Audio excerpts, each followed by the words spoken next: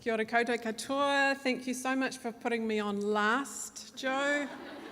I'm beginning to regret the sucky in the undies.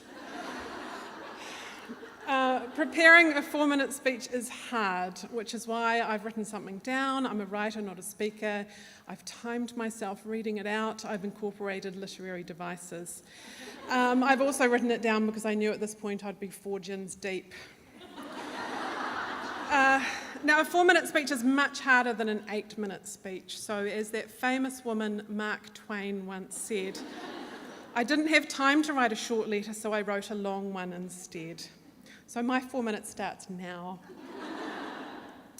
What can you talk about in 4 minutes when you've been asked to tell it like it is? God, well, you could talk about the women who've mentored and inspired you along the way. You could talk about wanting to be a writer your whole life, but taking a while to get around to it. You could talk about that time you won a national award for being really good at your job in magazine sales, and your father, who was a writer, saying, well, it's not a book award, but well done anyway. Or you could talk about your failed career as a novelist, about the complicated emotions of being published internationally, in other languages even, and still not feeling good enough, of finally winning those book awards, but your father not being alive to see it. About how sometimes you shoot for your dreams and get a taste of them, but then ebooks happen, and the GFC happens, and earning a living as a writer is hard, and you end up finding a job that falls somewhere alongside your dream job, and is actually just as satisfying, if not more so, because you're better at it than you were at writing books. Or you could talk about, this especially for Joe, you could talk about how the arts are undervalued. And because they're undervalued, artists and people who work in the arts are undervalued. And because they're undervalued, they're underpaid. And because they're underpaid, you mostly find women working in them for the love of it and for the greater good, often while juggling childcare and housework. Women who do more unpaid work than anybody else and who are always being asked to work for free and who are always saying yes. But we love it, right? So we get other rewards. You know that saying, if you love your job, you'll never work a day in your life? Well, I saw an updated version the other day that said, if you love your job, you'll work all the time with no boundaries and you'll take everything really, really personally. But I digress, and I'm nearly out of time. So what I'm really going to talk about is when I was 15, I worked one summer at Mid-City Records in Auckland. It was 1986.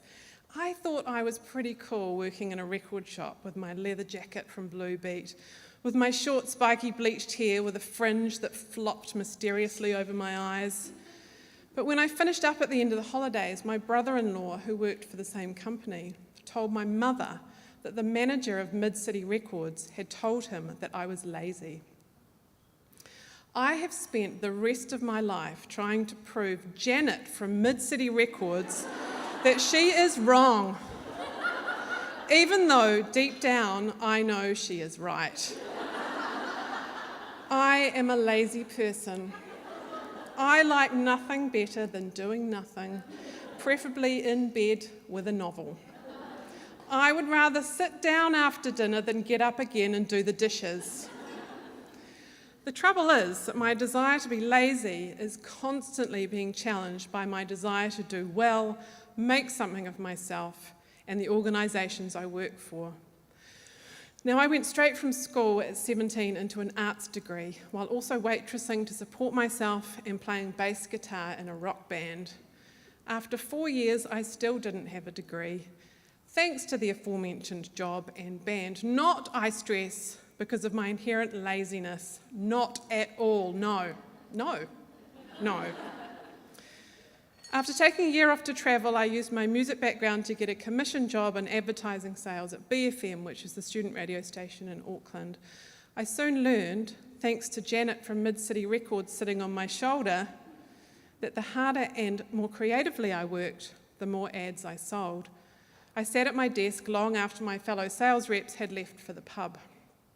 But apparently, I worked too hard, because I started earning way more money than my colleagues. So the station management took half my clients away from me and divided them up between the other reps, to make it more fair.